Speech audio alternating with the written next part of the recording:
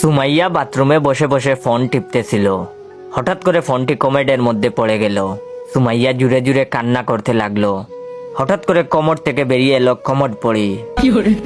কমর পড়ি এসে বলল, এই মেয়ে, কি হয়েছে তোমার? কান্না করতেছো কেন? তখন সুমাইয়া বলল, আমার ফোনটা কমোডের মধ্যে পড়ে গেছে, তাই কান্না করতেছি। তখন কমোড পড়ি বলল, ওকে দাঁড়াও, আমি তোমার ফোন নিয়ে আসতেছি। এই বলে কমোড পড়ি কমোডের ভিতরে ঢুকলো। তার কিছুক্ষণ পর কমোড পড়ি কমোডের ভিতর থেকে একটা সোনার মোবাইল নিয়ে বেরিয়ে আসলো। আর কমোড পড়ি বলল, এই ফোন কি তোমার সেই ফোন? তখন সুমাইয়া বলল, না, এটা আমার ফোন না। তো আপনারা এখন কি ভাবছেন, সেই জলপরীর মতো আরেকটা ফোন নিয়ে আসবে? আসলে একদমই ভুল। তখন কমোড পড়ি বলল, হারামজাদি, তুই কি মনে করতেছিস? এইটা কি সোনার ফোন?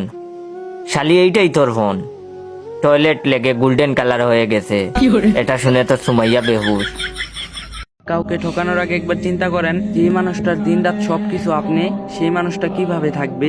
সময় তো কত কিছুই পরিবর্তন করে, কিন্তু ঠকে যাওয়া মানুষগুলোর যন্ত্রণা কি সময় আদেও কমাতে পারে? কাউকে যখন নিজের জীবনের সাথে জড়িয়ে রাখতে পারবেন না, তাহলে কেন তার জীবনের সুন্দর সময়গুলা নষ্ট করেন? শুধু সময়ই নষ্ট করেন না, একটা মানুষের আশা, ভরসা, স্বপ্ন আর বিশ্বাস সব ভেঙে চুরমার তছনছ করে দিয়ে তার জীবন থেকে চলে যান। জীবনে যদি কাউকে শেষ পর্যন্ত নাই রাখতে পারেন, তবে আপনার কোনো অধিকার নেই তার জীবনটা বেঁচে থেকেও মরার মতো করে ফেলার।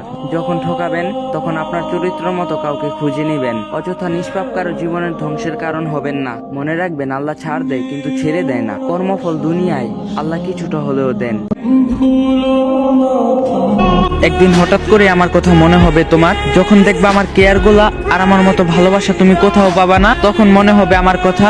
আমারও একটা মানুষ ছিল, সে আমাকে পাগলের মতো ভালোবাসতো, আর আমার খুশির জন্য সে কত কিছুই না করতো, আর আমি সেই মানুষটাকে মূল্যই দিতে পারি নাই।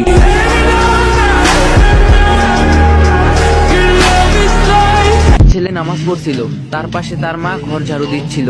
ছেলেটি খেয়াল করলো, ঝাড়ু দেওয়ার সময় তার মা গরমের কারণে মুখের অসহ্যতা প্রকাশ করছিল, প্রচন্ড ঘামছিল। তখন তার পাশ কেটে তার মা তার রুম ঝাড়ু দিয়ে চলে যায়। সুন্নত নামাজ তার শেষ হয়েছিল, তখন ফরজ পড়বে এমন সময় তার মনে হলো গরম লাগছে ভীষণ। পরক্ষণেই মনে পড়লো তার মা হতো অনেক কষ্ট করে এই গরমে ঝাড়ু দিছে পুরো বাসাটাকে। ততক্ষণে ছেলেটি মায়ের প্রতি ভালোবাসা থেকে ফ্যানটা আর চালায়নি, গরমে দাঁড়িয়ে নামাজ পড়তে শুরু করলো, আর নামাজের ভিতর আল্লাহর কাছে মায়ের জন্য দোয়া করতে শুরু করলো। ঠিক তখনই ছেলের মা খেয়াল করলো তার ছেলে অসম্ভব গরমের মধ্যে দাঁড়িয়ে নামাজ পড়তেছে, এখনো ফ্যান চালায়নি। তখনই তিনি দৌড়ে গিয়ে ছেলের রুমের ফ্যানটা চালিয়ে দেয়। এই ভালোবাসা দেখে ছেলের নামাজের আড়ালে কাঁদতে শুরু করে দিল। কিন্তু জানেন কি ছেলেটি কি বুঝে কান্না করে? ইয়া আল্লাহ রব্বে কারীম, মহান রব্বুল আলামিন। ছেলেটি ভাবতে থাকে, যেই মা তার জন্য এতক্ষণ চিন্তা করছে, আজ হাসরের দিন সেই মাকে সে চিনবে না, আর বলবে ওনাকে জাহান্নামে নিয়েন না, হয় আমাকে মাফ করে দিন।